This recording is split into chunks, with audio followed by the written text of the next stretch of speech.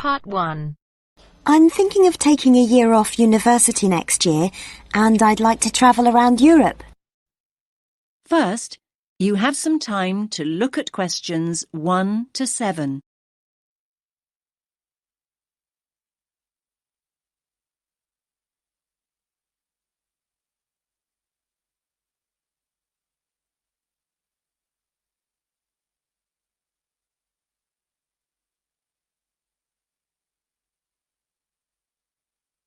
Listen carefully to the first part of the conversation and answer questions 1 to 7.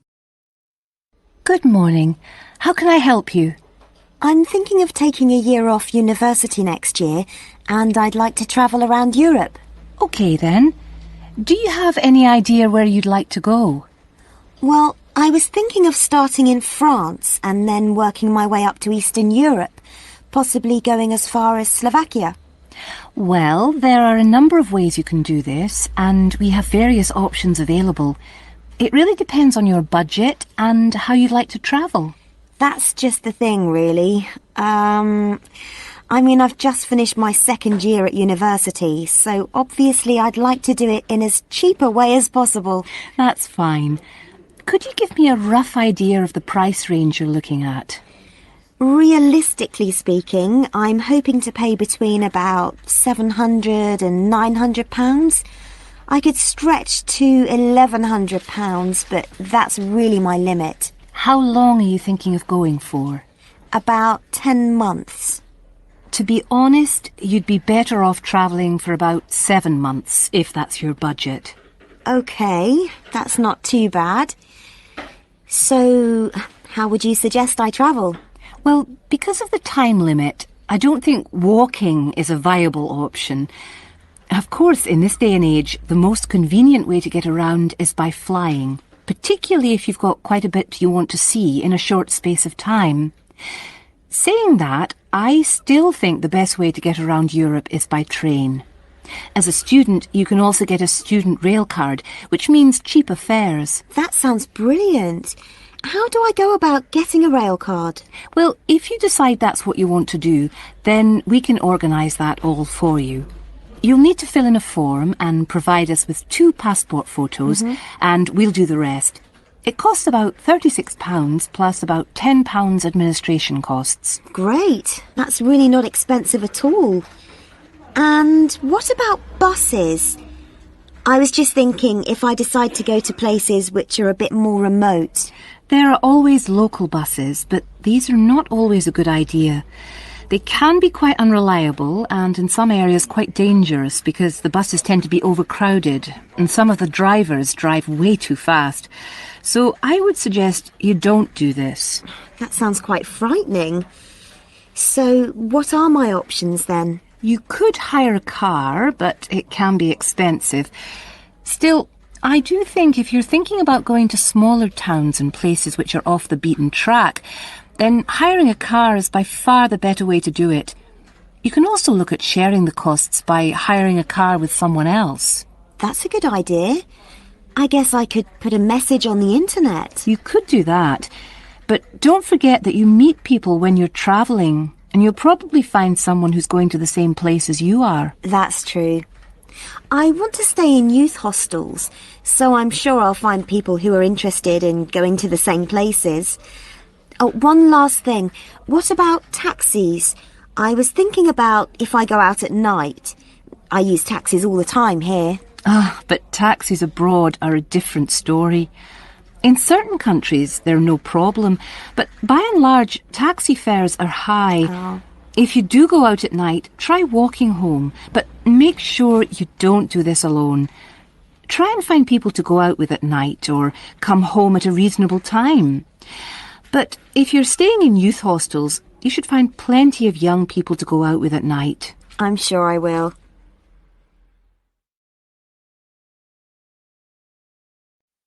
Now you have some time to look at questions 8 to 10.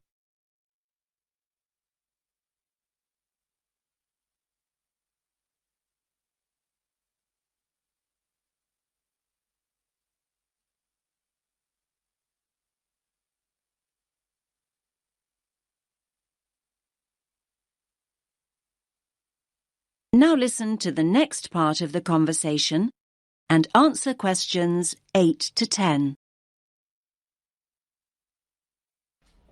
Now, have you thought about how you'd like to travel to France? Not really, no. There are basically 3 ways. You can go by ferry, which leaves every day and night, or there's the hovercraft, which is more pricey, but will get you there quicker, and, of course, you could fly. Well, I don't think flying is an option for me, as it'll be too expensive. So I suppose I'll choose one of the other 2. It's a pity, really, as I don't fancy the idea of travelling by sea. Last time I did that, I got terribly seasick.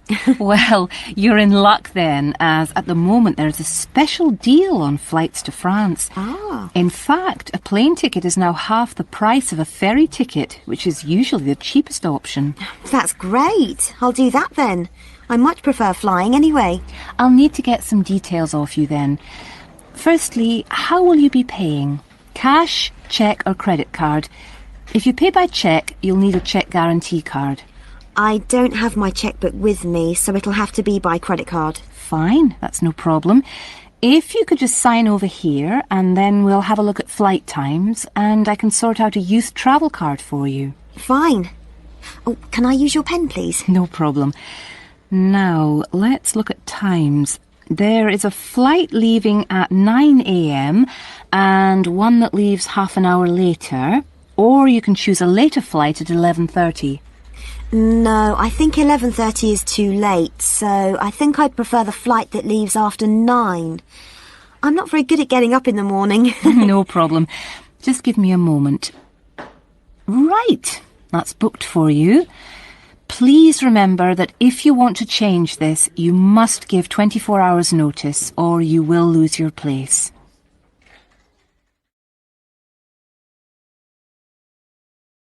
That is the end of part 1. You now have half a minute to check your answers.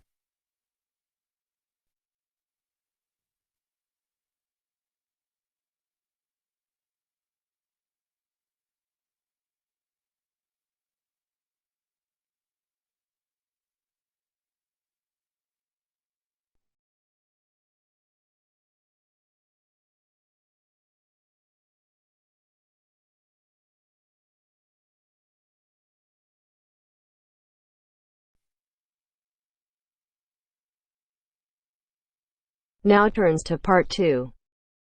Part 2. You will hear 2 students talking about a school project. First, you have some time to look at questions 11 to 15.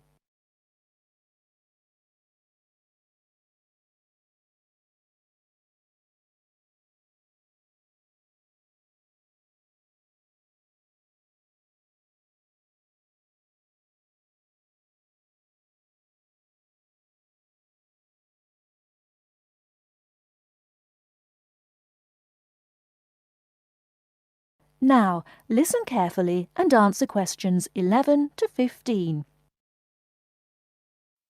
Hi, Lynn. How's your project coming along? Oh, not very well. I've got all the information, but I can't seem to organise it into a presentation. Well, you'd better hurry. You only have 1 more week. Yes, that's okay. It's just that... Oh... Well, why don't you try your presentation on me? Maybe I can help. Oh, really? Great! OK, well, I've chosen solar power for my subject, and I'm going to talk specifically about domestic water heating. You know, like the ones popular in America. I've got some facts here. Oh, that's good. But just start your presentation from the beginning. Oh, right. Well, here we go then. There are many reasons why we should be looking elsewhere for energy sources. As most people are aware, fossil fuels and other such non-renewable sources are by definition finite, so something needs to be in operation soon. Currently, there are a number of alternative energy sources available which can, with a little preparation, be used to provide for a significant part of our domestic energy requirements. In this presentation, I am focusing on solar power and its application as a domestic water heater. As a renewable energy source, solar power is in many ways ideal. The amount of the sun's energy which reaches the Earth every minute exceeds the energy that the global population consumes in a year. Although scientists argue that it is not finite, sunlight is certainly a long-lasting resource which is not depleted through use, and solar power converters use this energy without needing any complex moving parts. Once collected and stored, solar energy can be used for many purposes, but it is becoming increasingly popular as a domestic heating source. Generally, a building that is heated by solar power will have its water heated by solar power as well, and this has even worked in areas that are not exposed to long hours of direct sunlight, such as the United Kingdom, although not so well as in warmer climates. Why have you stopped? Well, that's all I've got so far. Oh, well. Start by talking about how effective it is. Oh, okay. Well, there are a number of factors that influence how efficient solar power can be. The first, obviously, is the amount of sunlight, and this is dependent on season, time of day, and climate. Although the UK has something of a bad reputation for sunshine, it is actually quite productive during some parts of the year. Given a sufficient size of solar panel and water storage tank, solar power can provide all of our water heating requirements in June and July, and even provide the majority until October. From October to the end of the year, this figure falls dramatically. December is the least productive, being able to supply less than 5% of the average household's hot water requirement. It is at this point that solar power needs to be supplemented with a more traditional form of heating. From January, solar power becomes more effective at a rate of about 20% per month, although this rise decelerates to around 18% by May.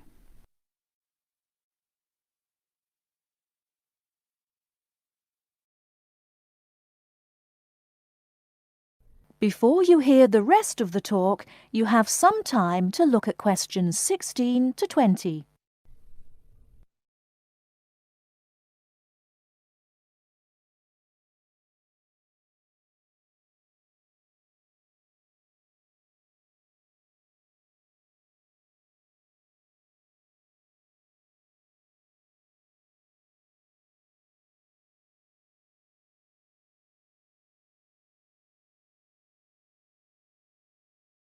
Now listen and answer questions 16 to 20.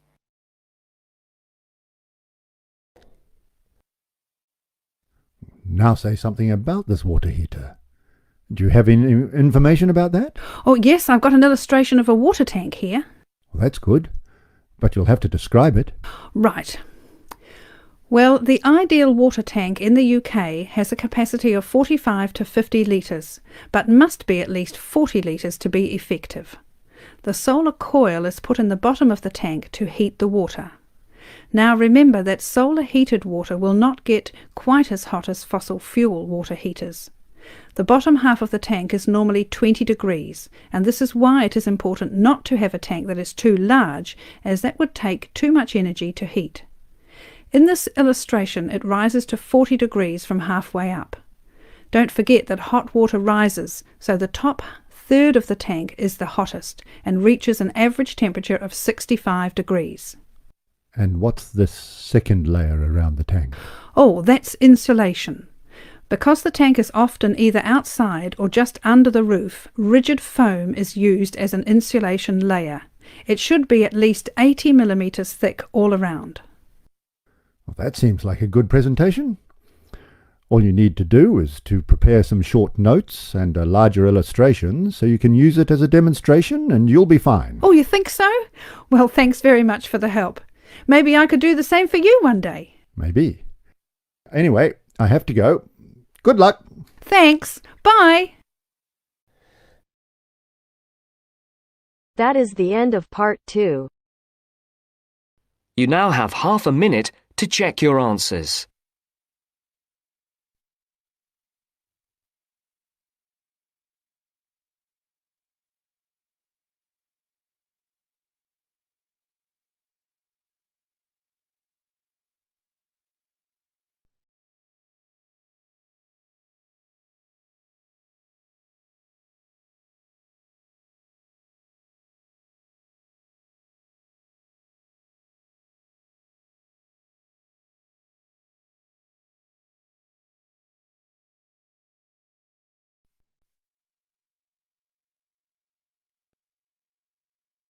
Now turns to Part 3. Part 3. You will hear two students discussing the subject of rock art. First, you have some time to look at questions 21 to 27.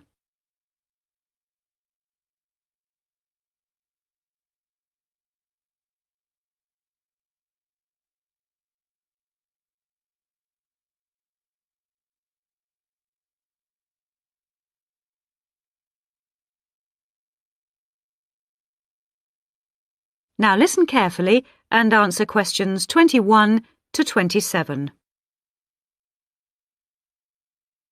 Hello, David. Oh, hi, Mia. Sorry I'm a bit late. Oh, no problem. Thanks for agreeing to help me with my assignment today. I really needed to go over it with someone. Sure. You were going to talk about European rock art, weren't you? Yes, the rock drawings in the caves of Lascaux in western France. Oh, fantastic. Over 13,000 years old, I believe. What sort of drawings are they? They're drawings of animals on the whole, but you can also find some human representations, as well as some signs. There are roughly 600 drawings at Lascaux. Really? Were they mostly pictures of bulls? Well, no, actually.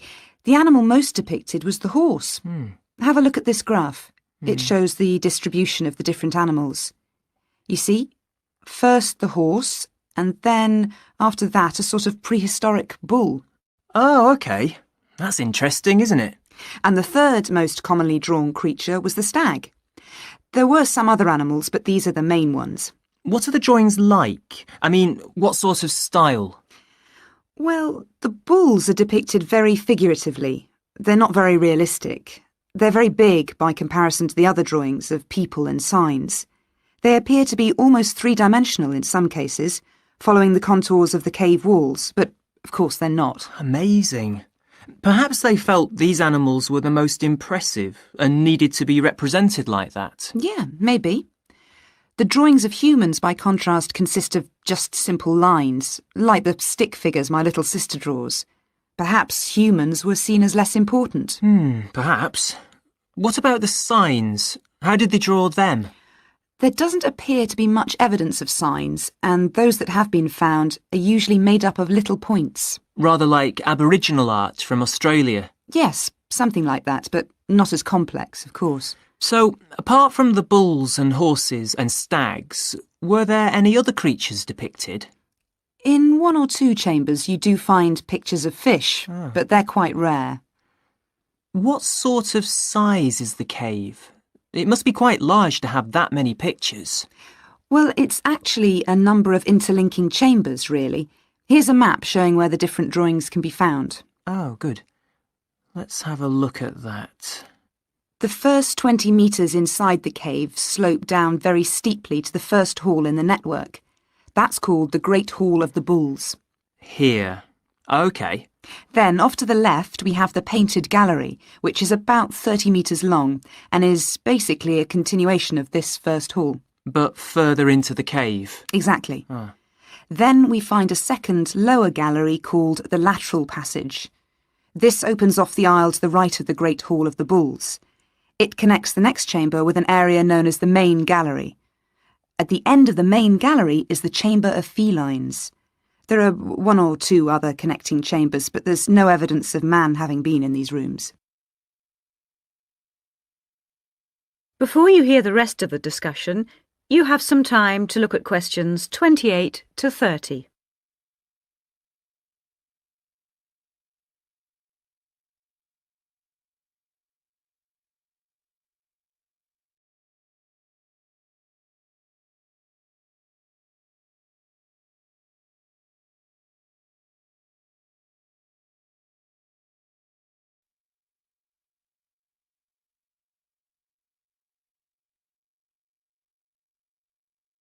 Now listen and answer questions 28 to 30. Is the cave open to the public today? Well, no, because after the initial discovery in 1940, it was opened and literally millions of people came through to see the drawings. Then, in the 50s, the experts started to worry about the damage being done to the drawings, and the government finally closed the Lascaux cave in 1963. Is that so? It wasn't really the tourists that were doing the harm, but the fact that after thousands of years the cave was suddenly open to the atmosphere, and so bacteria and fungi started to destroy the pictures. You need a special permit to enter the cave now, and very few people can get that, unless they're scientists or have some official status. It's a shame, but I can see that they had to do something to protect the cave. So that means you can no longer see this rock art. Well, not exactly. What they've done is recreate the drawings in a man-made cave, which you can visit. Oh, brilliant. Yeah, the authorities decided to reproduce the two best sections of the site, so they've created a life-size copy of the Hall of the Bulls and of the painted gallery. It's just a cement shell, which corresponds in shape to the interior of the original. So now you can visit the caves without actually harming any of the 15,000-year-old paintings. Mm-hmm.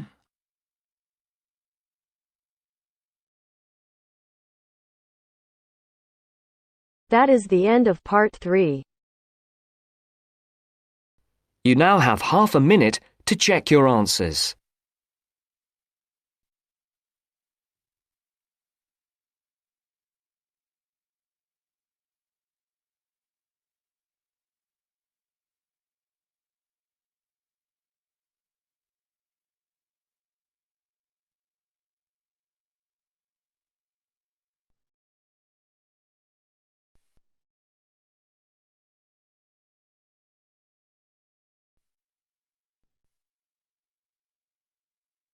Now turns to part 4.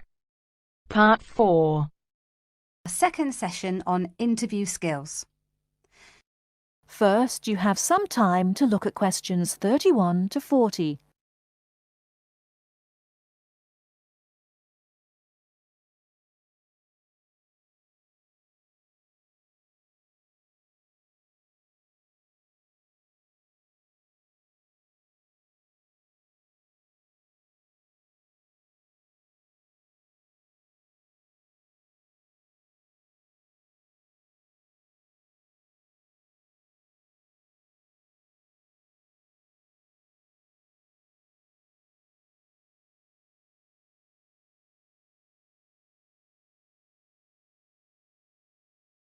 Now listen carefully and answer questions 31 to 40. Hello there everyone, and welcome to our second session on interview skills. Now we have already looked at what to say in the interview and what to wear. So let's consider non-verbal behaviour, or as it is more often called, body language. Believe it or not, research has shown that this is what makes the strongest impression on people we meet. Frequent eye contact is one aspect of body language which goes down very well with interviewers and creates a good impression. Looking at people means that you're sure of yourself and confident. In fact, one famous car company even makes a note of the level of eye contact candidates make during their recruitment process for this very reason. So it is very important to maintain eye contact, but be careful how you do it. Avoid staring, as this is a sign of hostility.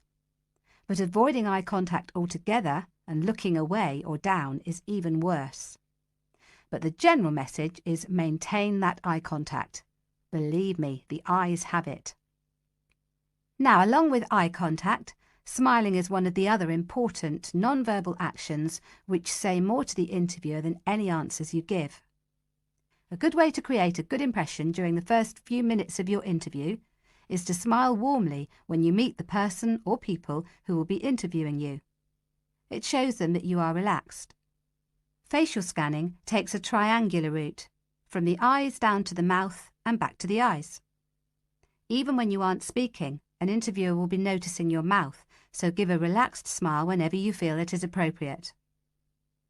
Now, not surprisingly, interviewers pay most attention to a person's face or head during an interview, and they certainly pick up a lot on what they see. Researchers have identified nodding as going down very well with interviewers. This simple gesture shows that you are listening and paying attention.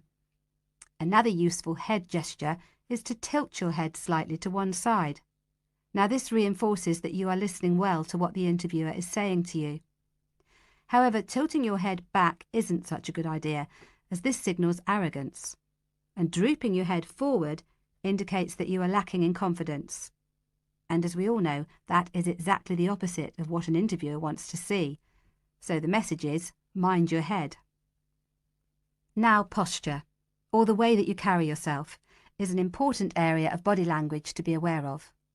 And it is one of the first body language signals that interviewers read as you enter a room. Posture also matters when you're sitting down. A well-supported position, with your shoulders square and sitting full back on the chair, will give the impression that you are confident, which is just what the interviewer wants to see. I once interviewed a candidate who perched right on the edge of her chair throughout. I kept feeling that she was about to run out of the room in terror. However, occasionally leaning forward slightly when the interviewer is speaking reinforces the message that you are keen and interested, as well as showing the interviewer that you're actually listening to what they are saying. But don't overdo it by leaning too far forward. That can be a bit distracting for the interviewer. Now, we all tend to use our hands to gesture, especially when we are explaining something or as we become involved in what we are saying. This is fine. It shows that we are keen and perhaps even excited about something. However, what can work against someone at an interview is when they fidget. This kind of moving about is, of course, what we do when we are nervous, and fidgeting can be very distracting to watch. So if this is a problem for you when you get nervous, it is a good idea to practice sitting with your hands gently resting in your lap or on the arms of the chair. Try not to fold your arms though, as this tends to look uncomfortable or hostile. But whatever movements you make, be careful with your hands. They need to be kept well away from your mouth, head or face.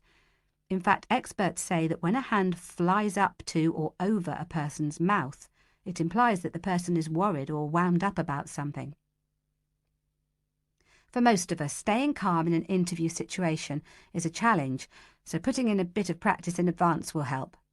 So, to end with, here are a couple of suggestions on how to improve our body language. A good idea is to choose a role model, such as an actor or fictional character, or a public figure or someone you know. Then sit calmly and imagine that you are this person. Now, other countries have different body language signals. So remember that if you are being interviewed abroad, you may want to check if there are any special gestures to avoid. It's also a good idea to get used to reading body language signals. You can do this by simply watching how people interact in public places, such as on the streets or in restaurants. And finally, when people have struck up a rapport, it is reflected through the natural mirroring of each other's body language movements. So you can use this to your advantage by occasionally mirroring the interviewer's own movements. For example, if they lean over to one side, you can do the same a few seconds later. It helps to create a special effect known as similar to me. But don't do it too often or the interviewer will notice. Now, any questions before we move on to interview listening skills? That is the end of part 4. You now have half a minute to check your answers. I know you told your friend you're not okay. And tell me what's wrong and why you never said you felt that way. And guess you're trying to stay strong and fake a smile until I look away. But I've known you too long.